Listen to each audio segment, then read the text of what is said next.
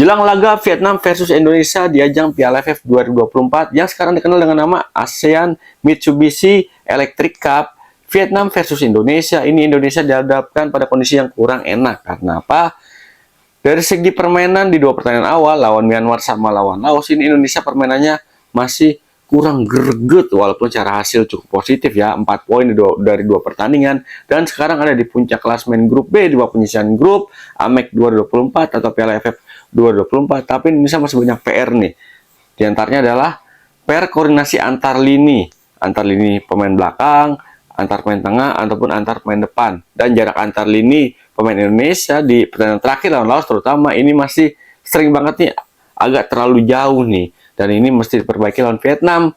Dan tambah lagi kemarin lawan Laos akurasi passing kita masih jauh banget dari harapan, dan lawan Vietnam ini Indonesia harus waspada sama pemain Vietnam yang namanya Nguyen. Karena apa? Lawan Laos kemarin pemain yang namanya Nguyen bikin 4 gol ke gawang Laos, dan ini mesti menjadi catatan bagi pelatih Sintayong nih. Apakah kita bisa menang lawan Vietnam? Bisa, walaupun kemungkinan kecil. Karena apa? Ya Vietnam kemarin kalau kita lihat pertandingan terakhir dan Laos juga, itu si Vietnam ini bisa dibilang sangat-sangat luar biasa banget ya dari segi permainan ya. Biarpun Vietnam masih sering buang-buang peluang lawan Laos kemarin, tapi dari segi permainan ini Vietnam bisa dibilang udah sangat-sangat menyatu nih gaya permainannya antar lininya. Ditambah lagi Vietnam akurasi umpan-umpan crossingnya bisa dibilang kalau dikasih rating 1-100 ini 80% akurasi crossing dari Vietnam. Ini sangat-sangat membahayakan gawang Laos tuh di matchday pertama pas Vietnam menang 4-1 lawan Laos di pertandingan pertama matchday 1 ya di Piala AFF 2024. Ditambah lagi Vietnam ini sangat lihai juga untuk mainkan bola-bola through pass. Dan nah ini yang harus diwaspadain sama Sintayong nih, terkait jebakan offside. Sebisa mungkin kita menghindari offside trap nanti lawan Vietnam. Karena apa? Lawan Laos 2 gol Vietnam ini berawal dari kelihayan pemain Vietnam untuk melepaskan diri dari jebakan offside. Nah, dan ini menjadi catatan khusus buat Sintayong nih. Karena apa? Pemain Vietnam selain cepat-cepat dan juga oke banget di dalam positioning ketika mengandalkan bola-bola through pass, yaitu untuk meloloskan diri dari jebakan offside. Dan ini Sintayong sebisa mungkin kalau menerapin offside trap benar-benar dipertimbangkan secara matang nih. Karena ya ketika pemain lawan lolos dari jebakan offside ya otomatis posisinya udah langsung one on one nih sama pemain terakhir di lini pertahanan ataupun bahkan one on one dengan kiper. Dan ini situasi ini kalau terjadi nanti pas Indonesia sangat-sangat membahayakan pertahanan dari Indonesia, dan itu harus dihindari. Ditambah lagi nanti lawan Vietnam kita bakal kehilangan salah satu pemain andalan, yaitu Marcelino Ferdinand yang kena kartu merah kemarin pas lawan Laos. Dan ya bisa dibilang skuad Indonesia di ajang Piala AFF kali ini nggak dalam guys. Ketika satu pemain andalan absen udah pasti riuh tuh nyari penggantinya ataupun cari pelapisnya. Nah kalau gue boleh usul sih nanti di pertandingan lawan Vietnam harus ada beberapa perubahan dari segi komposisi pemain ya, ataupun dari segi posisi pemain. Tanpa Marcelino Ferdinand mungkin nanti Sintayong bisa langsung masukin Victor Detan dan Asnawi di starting line up. Karena Asnawi sama Victor Detan di dua pertandingan awal ini main dari bangku cadangan. Mungkin dengan formasi 3-4-3 nanti di sisi wall 3 back sejajar bisa ditaruh, di sisi kiri bisa ditaruh Arhan Pratama, terus kemudian bisa ditaruh Kadek Arel, dan kemudian ada Ferrari.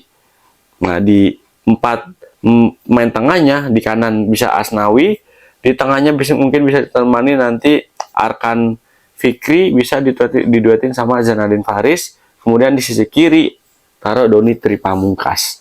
Dan lini serang main trio Victor Detan, Arkan Kaka, dan Rafael Strike. Karena apa? Lawan Vietnam kita mainin, kalau Vietnam menurut gue nanti dia bakal main high press, dan dia bakal menghambat laju bola, umpan-umpan pendek dan umpan-umpan variasi dari permainan Indonesia. Dan kita kalau itu nanti di blok situasi bola-bola umpan-umpan pendek dan bola-bola cepat dari bawah ke bawah, kita bisa ngandelin umpan-umpan crossing. Nah kalau Doni Tripamungkas taruh di flank kiri, ini kita punya tambahan ataupun punya keunggulan, yaitu di sisi crossing dari Doni Tripamungkas. Makanya tadi gue bilang kan di depan taruh Arkan Kaka, karena Arkan Kaka ini postur tubuhnya ideal banget nih untuk bermain dengan pola-pola umpan-umpan crossing. Kalau Donny Pamungkas ditaruh di flank kiri, ini menurut gue sih Indonesia berpeluang banget nih untuk bisa membongkar lini pertahanan dari Vietnam. Karena kita tahu dong Donny Pamungkas di 2 pertandingan awal ini cukup oke performanya ya. Dia sering melakukan tusukan-tusukan di daerah pertahanan lawan. Biarpun di segi speed, ini Donny Pamungkas nggak sekencang Arhan Pratama. Tapi Donny Pamungkas punya keunggulan dalam segi mengirim umpan-umpan crossing ke jantung pertahanan lawan. Mungkin ini bisa dicoba sama Sintayong nanti dengan pola 3-4-3. Berarti kalau dengan pola 3-4-3 yang tadi gue sebutin pemainnya, berarti di sisi kiri kita punya Arhan, Donny, sama Rafael Strike. Nah, dan ini bisa merepotkan dari pertahanan Vietnam. Ditambah lagi si Arkan Fikri ini mesti benar-benar fighting banget nih nanti lawan Vietnam. Karena apa? Vietnam ya pasti tadi gue bilang di awal, Vietnam pasti bakal melakukan high press sejak kick off babak pertama nih. Ini prediksi gue ya.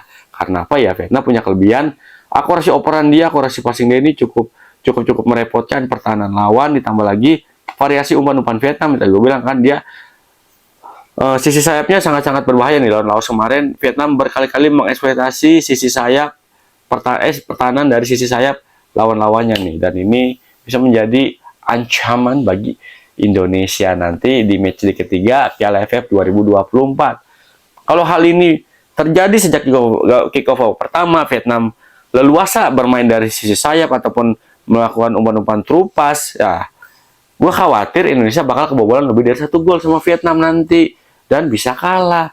Nah, biar nggak terjadi kayak gitu ya, Indonesia terutama di tengah sebisa mungkin jarak antar pemainnya jangan jauh-jauh, biar ketika nanti ada pemain yang dapat bola di tengah nggak keder nih, bola mau diapain nih, dan biar passingnya sih sebisa mungkin hindari passing yang sering long ball tuh. Karena kemarin beberapa kali gue lihat long ball dari pemain Indonesia pas lawan Laos ini kurang efektif. Jadi kita sebisa mungkin main bola-bola pendek aja cepet dan alirin bola secepat-cepatnya ke daerah pertahanan lawan. Yang penting yang harus dijaga adalah akurasi passingnya benar-benar harus dijaga banget nih. Jangan sampai kemarin pas kayak lawan Laos tuh akurasi passing kita benar-benar di luar prediksi BMKG ya kan. Makanya nih mudah-mudahan lawan Vietnam performa dari skuad anak asuhan Sintayong ini nih bisa ditingkatin sangat-sangat drastis nih. Kalau biasa-biasa aja peningkatan ya kita bakal kesulitan untuk dapat poin nanti lawan Vietnam. Gimana menurut kalian? Punya pendapat lain? Silahkan tulis di kolom komentar. Ketemu lagi bersama gue Irwan Chan di konten-konten Pundit Abangan berikutnya. Salam olah bola.